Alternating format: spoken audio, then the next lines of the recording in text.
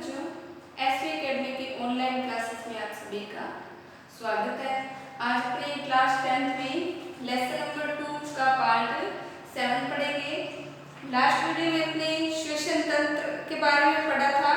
श्वसन तंत्र के प्रमुख भाग कौन कौन से थे, उनकी किस प्रकार की संरचना थी और उनके क्या क्या कार्य हैं, उनके बारे में पढ़ा था। आज अपने इस वीडियो में जो श्वसन क्रिया विज्ञान है उसके बारे में पढ़ेंगे और उसके बाद में नया टॉपिक आगे स्टार्ट करेंगे, रक्त एवं परिसंचरण तंत्र।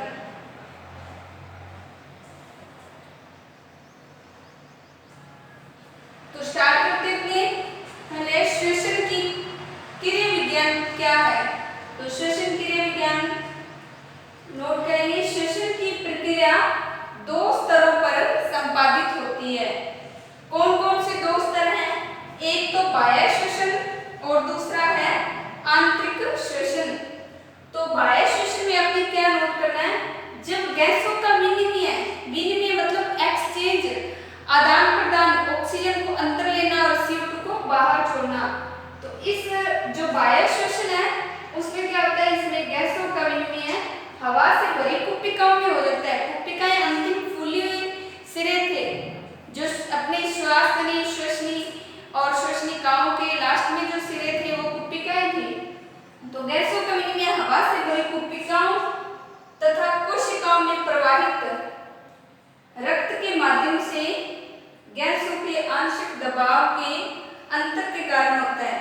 तो जब गैसों का विनिमय किस कारण हो? हवा से भरी कुपिकाओं में और फिर आगे कोशिकाओं में जो रक्त है, रक्त के मध्य जो गैसों का आंशिक दबाव है उसके कारण होता है, तो उसे बाह्य श्वसन कहा जाता है। इसके बाद में आगे है आंतरिक श्वसन। तो आंतरिक श्वसन में आपने क्या नोट करना है? इसमें गैसों का विनिमय कोशिकाओं में प्रवाहित रक्त तथा ऊतकों के मध्य विसरण के माध्यम से होता है। विसरण मतलब जहां पर गैस नहीं होगी वहां पर गैस के अणु जाएंगे ऑक्सीजन के। तो क्या लिखेंगे? गैसों का विनिमय मतलब गैसों का आदान प्रदान पहले कोशिकाओं में, फिर कोशिकाओं में प्रवाहित रक्त और रक्त तथा ऊतक है, ऊतक के मध्य विसरण के माध्यम से होता है। तो इस तरह से जो श्वसन की क्रिया विज्ञान है वो दो स्तरों में होती है। एक तो बाह्य श्वसन हो गया और एक आंतरिक श्वसन। तो बाह्य और आंतरिक श्वसन में आपने ये नोट करना है। तो फिर आगे अपने स्टार्ट करते हैं। नया टॉपिक क्या है? रक्त एवं परिसंचरण तंत्र। तो सबसे पहले तो आपको रक्त के बारे में पता होना चाहिए कि रक्त क्या है। आपके शरीर में या सभी जीव जंतुओं के शरीर में रक्त पाया जाता है। रक्त कैसा होता है? लगभग सभी में लाल रंग का रक्त तरल प्रकार का एक तरल द्रव है। तो अपने में जो रक्त है वो किस प्रकार का होता है? तो अपने में रक्त किससे? तरल संयोजी ऊतक से बना हुआ ऊतक का एक प्रकार है। कौन सा? तरल संयोजी ऊतक है जो मानव व अन्य कोषों में क्या आवश्यक पोषक तत्व है ऑक्सीजन की कोशिकाओं में, जो ऑक्सीजन है उसको कोशिकाओं में तथा कोशिकाओं से उपापचयी अपशिष्ट उत्पादों तथा CO2 का परिवहन करता है। मतलब रक्त क्या कार्य करता है अपने में? सभी जीव जंतु में अपने में पहला तो जो अपने ऑक्सीजन है उसको श्वसन क्रिया में अपने अंदर ग्रहण किया और शरीर के सारे भागों तक रक्त ही ऑक्सीजन के अणुओं को लेकर जाता है। और रक्त में कौन सा? हीमोग्लोबिन एक लाल रंग का वर्णक होता है जिसके कारण अपने ब्लड का रंग लाल होता है। वो हीमोग्लोबिन वर्णक ही क्या कार्य करता है? रक्त को शरीर के सभी भागों तक लेकर जाता है। और इसके अलावा रक्त क्या करता है? जो अपने पोषक तत्व होते हैं उन पोषक तत्वों का जब अपने पाचन तंत्र में अवशोषण हो जाता है, अवशोषण के बाद में वो पोषक तत्व अपने शरीर के सभी भागों तक किसके माध्यम से? रक्त के माध्यम से पहुंचते हैं। फिर आगे रक्त है वो ऑक्सीजन और पोषक तत्व कोशिकाओं में, फिर कोशिकाएं हैं वो अपचयी और उपापचयी अपशिष्ट उत्पादों और CO2 का परिवहन करता है। मतलब मतलब पहले तो पोषक तत्वों को लेकर गया और ऑक्सीजन को, उसके बाद में जो अपशिष्ट उत्पाद है उनका भी परिवहन रक्त द्वारा ही किया जाता है। और रक्त हल्का क्षारीय होता है। आपको पता है, आपने पहले पढ़ा हुआ है कि अम्ल और क्षार, तो अम्ल खट्टे होते हैं, क्षार के थोड़े तीखे होते हैं, तो ये थोड़ा सा हल्का क्षारीय होता है। इसका पीएच मान कितना होता है? 7.4, मतलब 7 तक उदासीन होती है कोई भी पदार्थ है, ना वो अम्लीय माना जाता है ना क्षारीय, लेकिन हल्का सा इसका मान ऊपर होता है 7.4, इस कारण इसे क्षारीय बोला जाता है। तो इसके अलावा रक्त को आगे और रक्त के बारे में हमने और पढ़ेंगे। तो पीएच मान 7.4 है।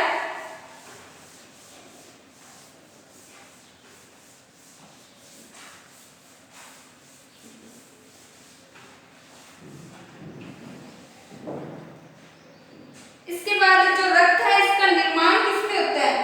तो रक्त का निर्माण किसमें होता है? रक्त का निर्माण लाल अस्थि मज्जा में होता है। लाल अस्थि मज्जा में होता है। तो यह रक्त है वो नया बनता रहता है। रक्त में जो पुराना होता है कोशिकाएं नष्ट होती है, तो फिर नया लाल अस्थि मज्जा में बनता रहता है रक्त। और जब जो नवजात शिशु होते हैं भ्रूणावस्था में, तब रक्त क्या प्लीहा में बनता है, ये ध्यान रखना। नवजात शिशु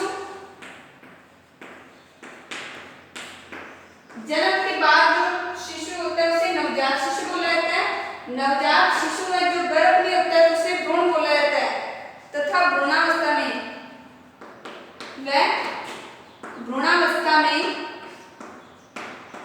रक्त का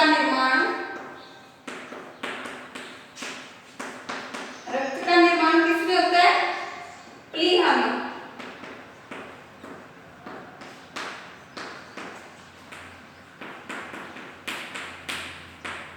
रक्त का निर्माण प्लीहा में होता है। लगभग अपने में कितना लीटर होता है? मनुष्य में लगभग 5 लीटर रक्त होता है। मनुष्य में लगभग 5 लीटर रक्त होता है। लगभग 5 लीटर रक्त होता है।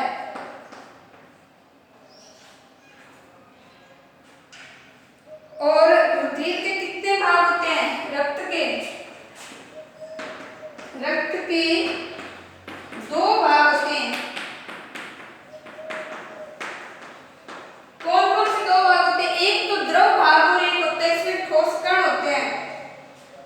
तो एक नंबर तो द्रव भाग कौन सा होता है? प्लाज्मा। और दूसरा रक्त का ठोस भाग कौन सा होता है? आपको पता है रक्त में कणिकाएं पाई जाती हैं, 3 प्रकार की होती हैं, तो वो रक्त के ठोस भाग को बनाती हैं। कणिकाएं या कोशिकाएं बोला जाता है। जो आरबीसी, डब्ल्यूबीसी और प्लेटलेट्स होती हैं 3 प्रकार की। और जो प्लाज्मा है ये कितने % बनाता है? प्लाज्मा है ये वाला भाग रक्त का 55% भाग बनाता है। रक्त का 55% भाग है। कौन है? प्लाज्मा। और 45% भाग क्या होती हैं? आगे कणिकाएं होती हैं। 55% भाग प्लाज्मा और कणिकाएं 45% भाग कणिकाओं का होता है। अब जो प्लाज्मा है, प्लाज्मा में भी लगभग 55% प्लाज्मा है, उसमें भी 92% जल होता है और 8% कार्बनिक व अकार्बनिक पदार्थ पाए जाते हैं। तो इसमें भी कितने? 92% 92% जल, 92% जल व 8% कार्बनिक व अकार्बनिक भाग है।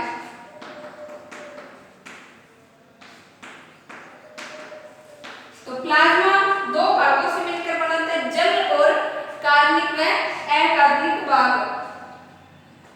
तो जो लाल रुधिर कणिका होती है ये 45% भाग बनाती है। कौन कौन सी होती है उनके बारे में अपने पढ़ेंगे। लगभग ये कितने होते हैं, 3 प्रकार होते हैं इसके, और 45% इसकी कणिकाओं की मात्रा होती है। तो अपने आगे नोट करते हैं तीनों कौन से प्रकार हैं, रक्त कोशिकाएं या कणिकाएं।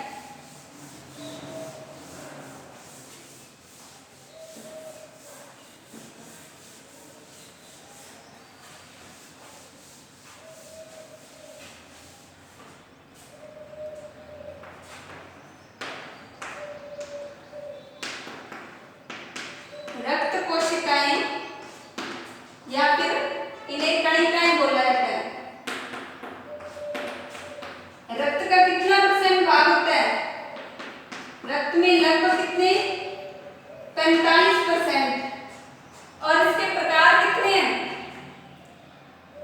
ये कोशिकाएं 3 प्रकार की होती हैं।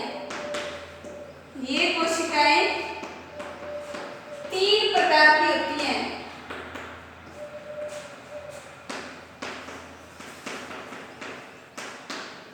तीन प्रकार कौन कौन से हैं, 1 नंबर लाल रक्त कणिकाएं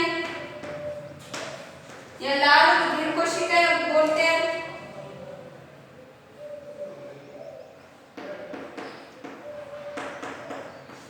जिसे आरबीसी यानी रेड ब्लड सेल्स, तो ये लाल रक्त कणिकाएं या लाल रुधिर कणिकाएं। दूसरा भाग कौन सा होता है, श्वेत रुधिर कणिकाएं, श्वेत रुधिर कणिकाएं या WBC यानी व्हाइट ब्लड सेल्स।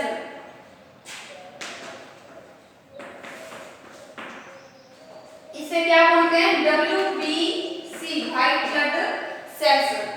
इसके अलावा तीसरी कौन सी कोशिकाएं होती है, प्लेटलेट्स, प्लेटलेट्स या बिंबाणु बोलते हैं इसे। तो ब्लड का जो ठोस भाग होता है वो ये 3 प्रकार की कोशिकाएं बनाती हैं। अब इन 3 प्रकारों के बारे में अपने आगे पूरा पढ़ेंगे।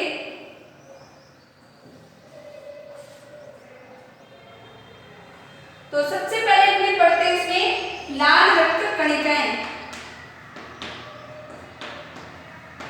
लाल रक्त कणिकाएं, तो लाल रक्त कणिकाओं को अपने पता क्या कहते हैं, आरबीसी कहते हैं। यह कितना भाग होती है, ये जो ठोस भाग है उस ठोस भाग का 99% होती है। ये कोशिकाओं का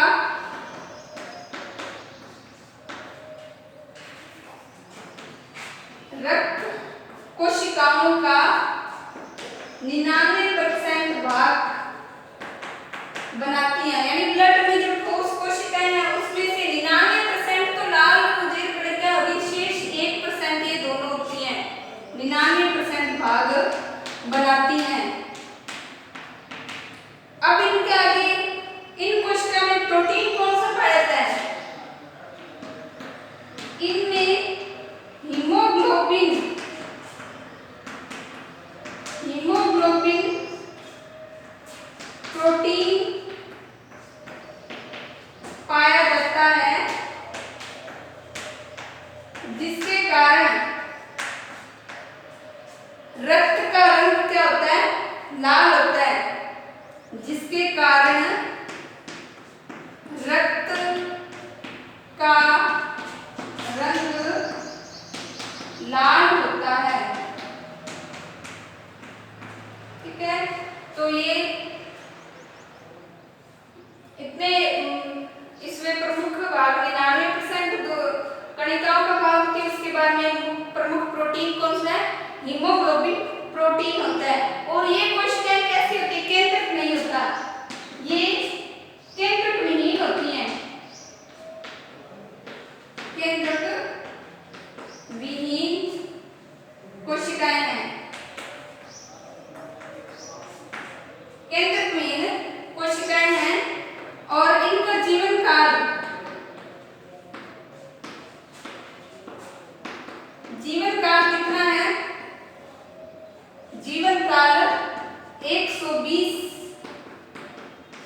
दिन है।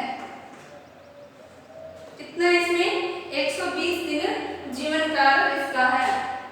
तो ये लाल ब्लड सेल्स के बारे में या रेड ब्लड सेल्स है या लाल रुधिर कणिकाएं